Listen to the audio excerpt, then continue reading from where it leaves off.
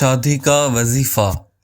یہ عمل ان کے لیے ہے جو شادی کے طالب ہوں، وہ خود کر لیں تو زیادہ بہتر ہے، ورنہ اس کے گھر میں سے کوئی بھی کر سکتا ہے۔ اگر گھر میں حلال رزق آتا ہوگا اور زہد و تقوی بھی ہوگا تو پہلے دن ہی رشتہ آ جائے گا۔ انشاءاللہ تعالی 21 دن کے اندر شادی کے تمام معاملات، تاریخ وغیرہ طے ہو جائیں گے۔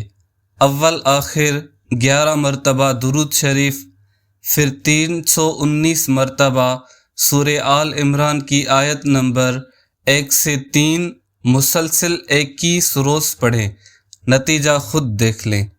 بسم اللہ الرحمن الرحیم۔ الف لام میم۔